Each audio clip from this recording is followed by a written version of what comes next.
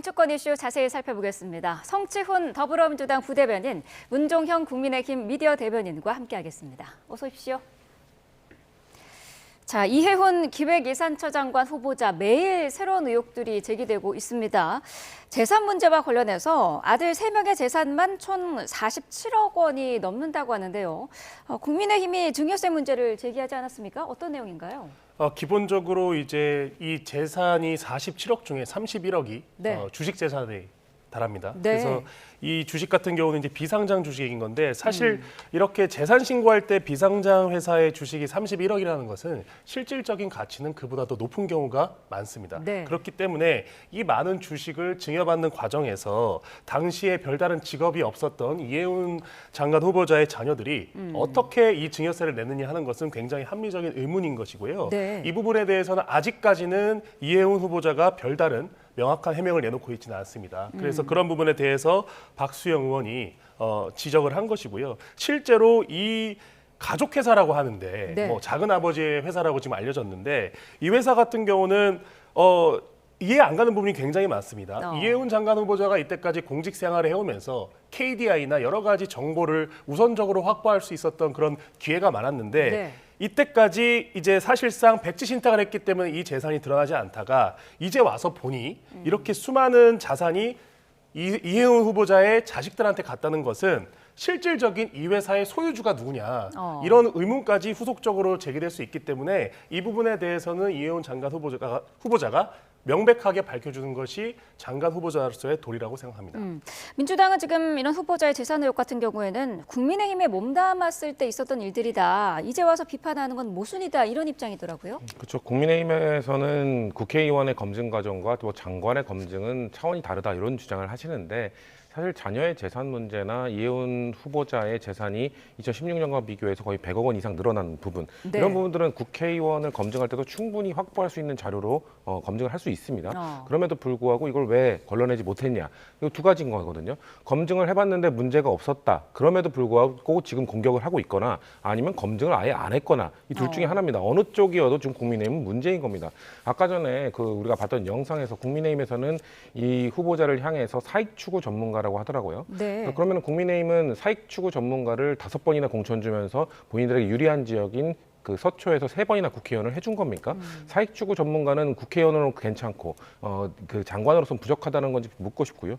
그리고 지금 일단 4,300만 원 정도의 증여세를 낸 걸로 알려져 있는데 자녀에 대해서 네. 이 자녀 부분에 대해서도 이 비상장 주식이나 이런 증여세를 그럼 강화했어야 되냐 뭐 이런 거를 묻고 싶어요. 왜냐하면은 국민의힘 의원들이 김은혜 의원이나 뭐 최은석 의원 이런 분들이 발의한 법안들을 보면 증여세를 약화시키자, 증여세를 낮춰야 된다. 한국 증여세 너무 세다라는 게 지금 국민의힘이 지금까지 해왔던 이 법안의 방향이었거든요. 근데 이제 와서 갑자기 후보자에 대해서는 증여세 왜 이거밖에 못 냈냐, 더 해명하라 이런 식으로 하는 게 과거 본인들이 보여왔던 행보와 정반대의 질의를 하고 있는 건 아닌가라는 지적을 하고 싶습니다. 네.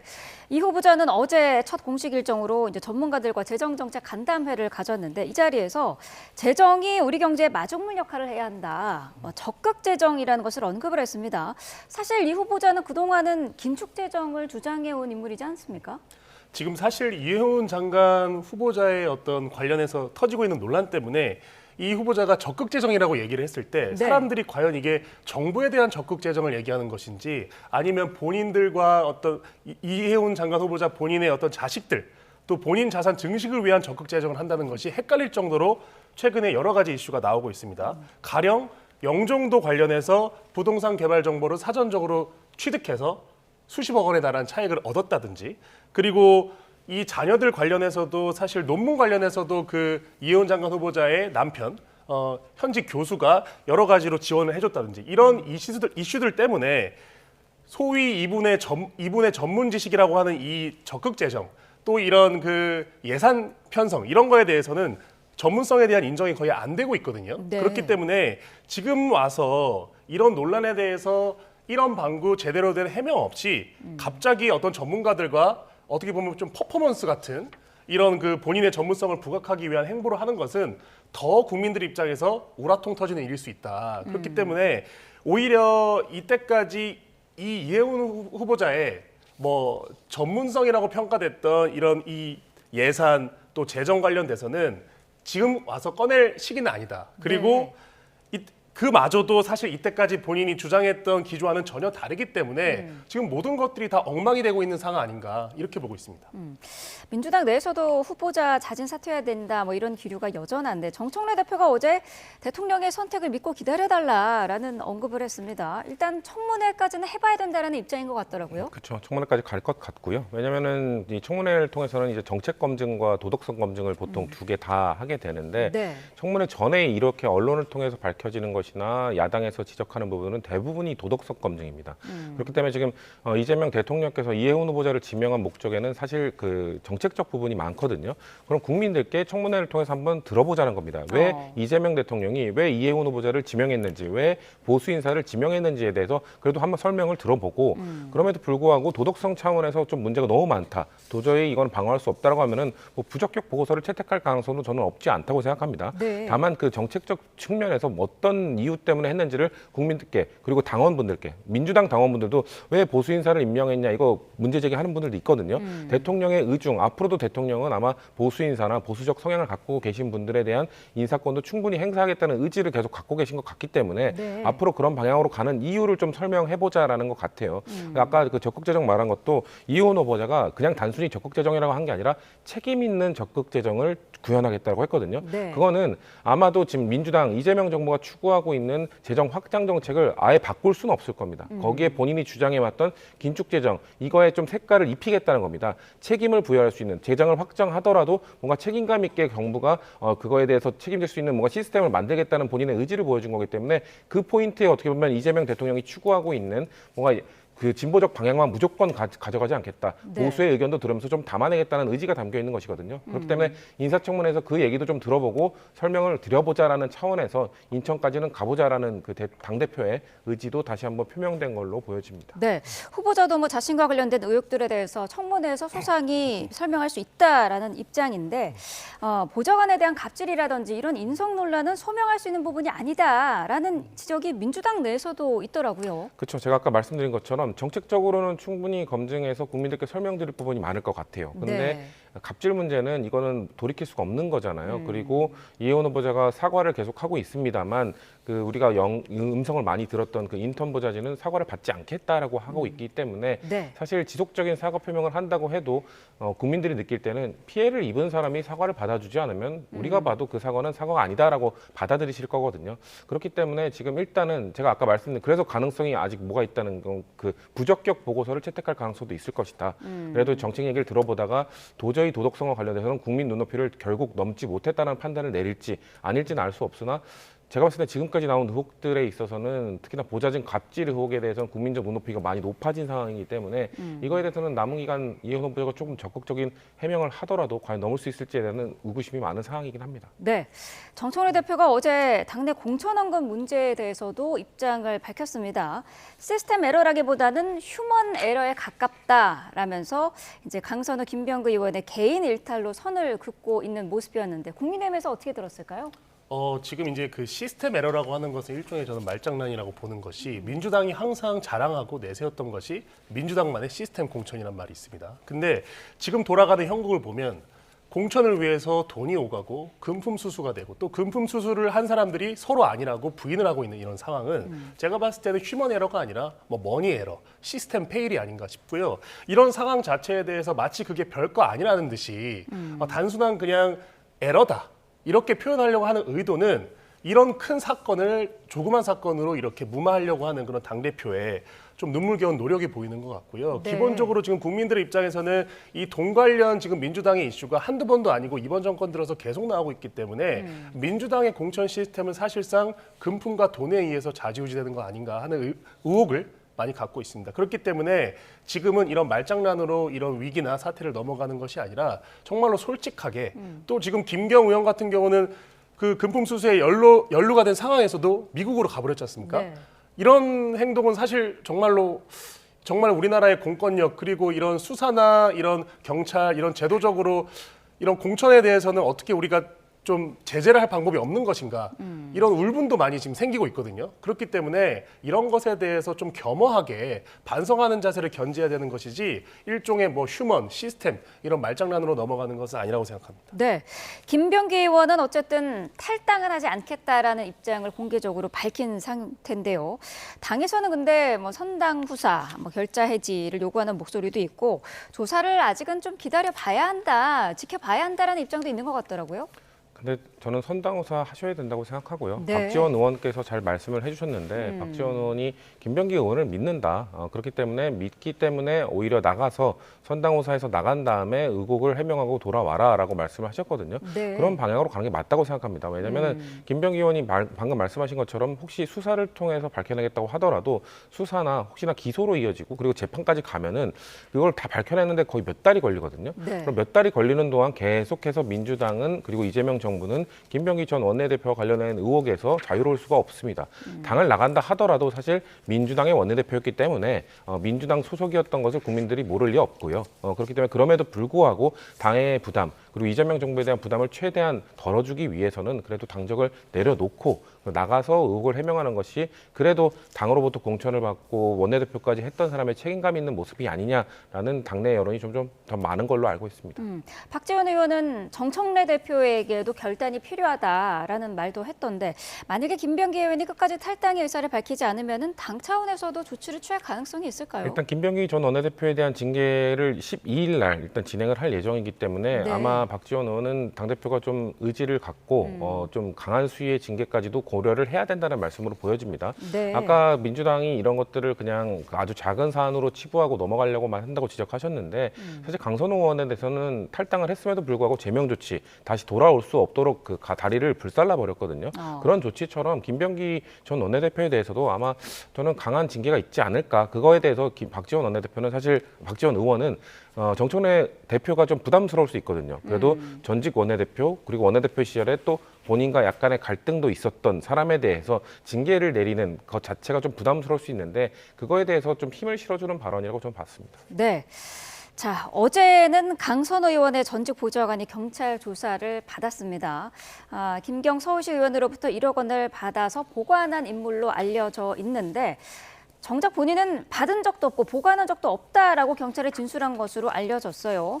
어떻게 봐야 될까요? 지금 당사자들의 의견이 엇갈리고 있거든요. 그러니까 전형적으로 이제 어떤 배달 사고가 났을 때 이제 돈을 준 사람과 받은 사람의 의견이 불일치하는 이런 지금 경우를 저는 보고 있는 것 같고요. 사실 이제 이 사건이 가장 터졌을 때 처음 우리가 들은 것은 녹취록이었습니다. 네. 돈을 받았는데 어떡하냐, 큰일 났다. 눈물을 흘리면서 강선 의원이 김병기 원내대표한테 어떻게 보면 그런 절박한 호소를 하는 그런 녹취록이 이미 드러났기 때문에 누가 봐도 국민들 중에 이 녹취록을 듣고 강선 의원이 어떤 식으로도 돈을 수치 안 했다고 생각하는 국민은 없을 겁니다.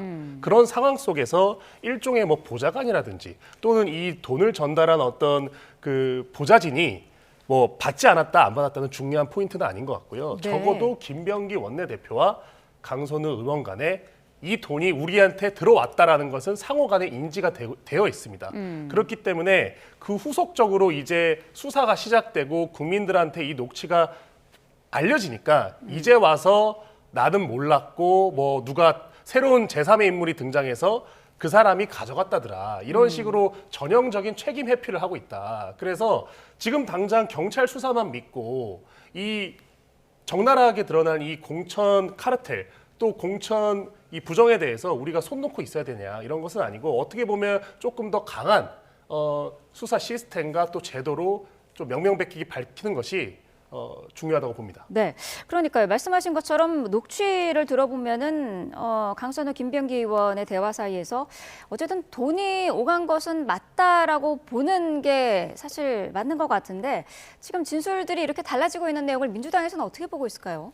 사실 저희는 배신감이 매우 큰 상황이고요. 네. 준 사람도 안 줬다, 받은 사람도 안 받았다고 하더라도 만약에 그 주장을 지금 뭔가 설득력 있게 얘기하려면 그 돈을 받았다고 하는 그 보좌관을 즉시 해임을 시켰어야 되고요. 그리고 김경시 의원은 공천을 받지 못했어야 됩니다. 만약에 그런 결과가 남아있다면 그거에 대해서 단호하게 조치를 취했구나라고 우리가 인지를 하고 지금 강선호 의원이 주장하는 걸 받아들일 수 있었겠죠. 근데 단수 공천을 받았고 그리고 심지어 그 부적격 판단을 받았다가 뒤집히고 단수 공천을 받았기 많기 때문에 아무리 지금 안 받았다, 주지 않았다 서로 양측에서 주장을 한다 하더라도 이건 쉽지 않을 거라고 보고 있고요. 그렇기 때문에 민주당은 이 사안에 대해서 경찰이 엄정하게 수사를 해줄 거라고 믿고 있습니다. 왜냐면은 이 사실 이 아까 말씀하신 것처럼 녹취록을 폭로한 게 전직 보좌진들이잖아요. 근데 전직 보좌진들이 주장한 바에 따르면 당시에 경찰 출신이었던 국민의힘 의원이 그 동작 서장에게 전화를 해줘서 이게 무마되었다라는 주장도 하고 있거든요. 네. 그렇기 때문에 만약 이 부분에 대해서 경찰이 정말 자신들의 이런 명예를 회복하기 위해서는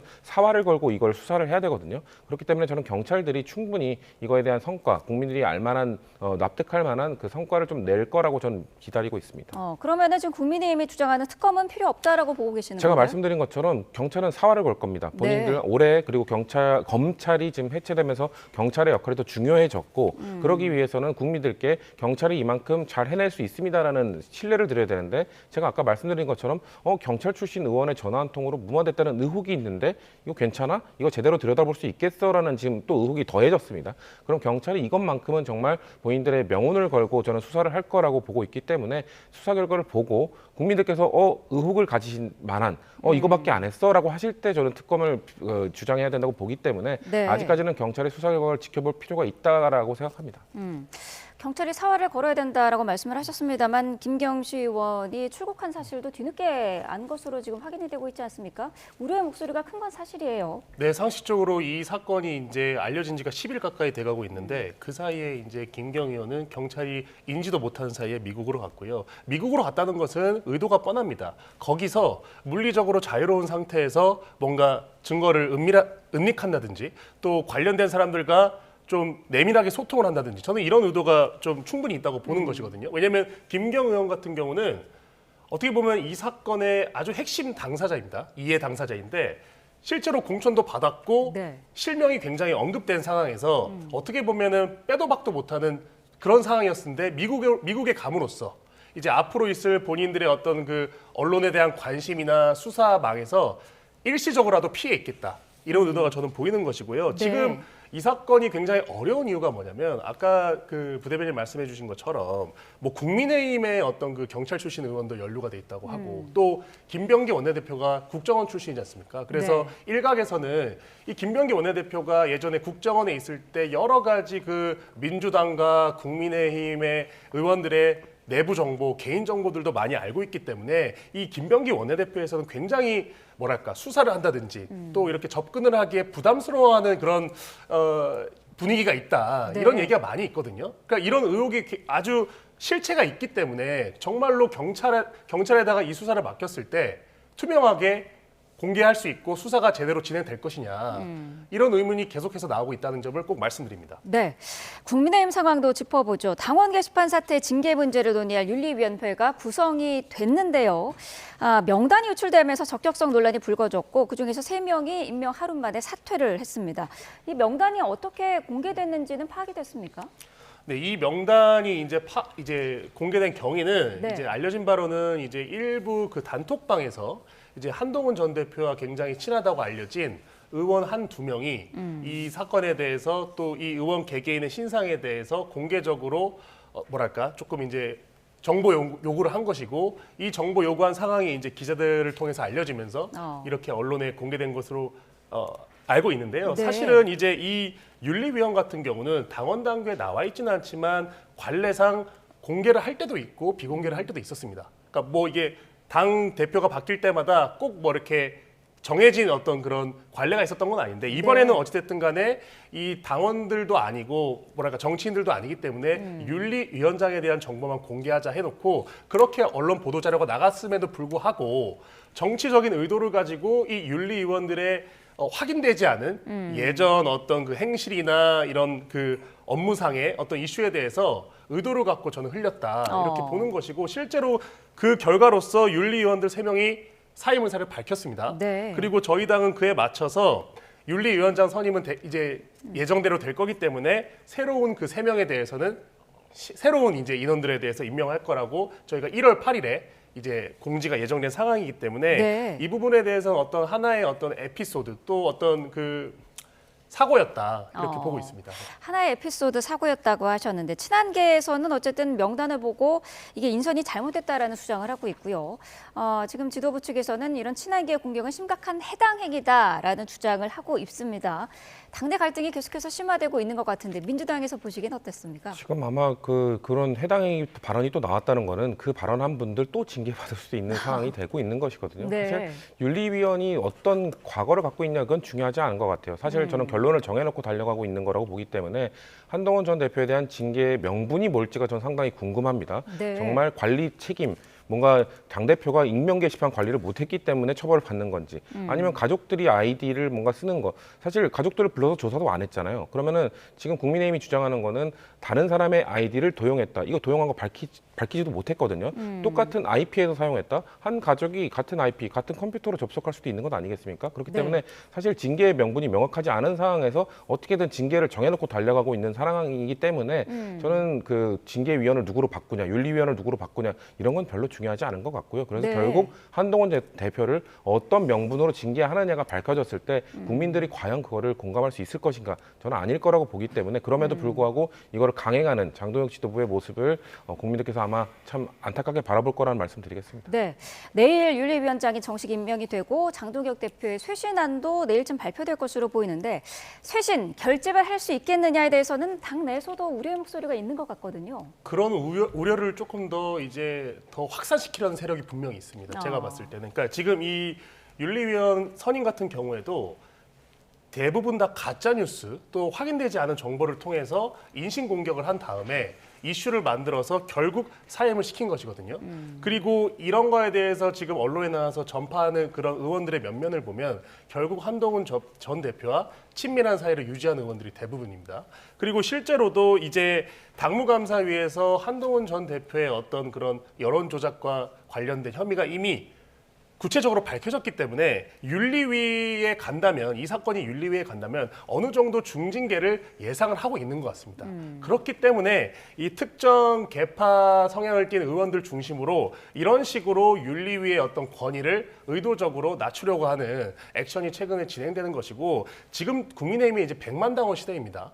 이런 뭐랄까 뻔히 수가 보이는 이런 특정 소수 의원들의 행위에 대해서는 저희가 그 의도와 어떤 그 원하는 결과를 다 알고 있기 때문에 그냥 이렇게 자시하지는 않을 것이다. 저는 그리고 사필 규정이란 말이 있듯이 네. 이미 당무감사위에서 여론 조작에 준하는 행위를 한동훈 전 대표 가족 분들이 하셨기 때문에 그 부분에 대해서 어떤 식으로든 심판을 받는 것이 맞다고 많은 분들의 당원이 현재 생각하고 있습니다. 네, 알겠습니다.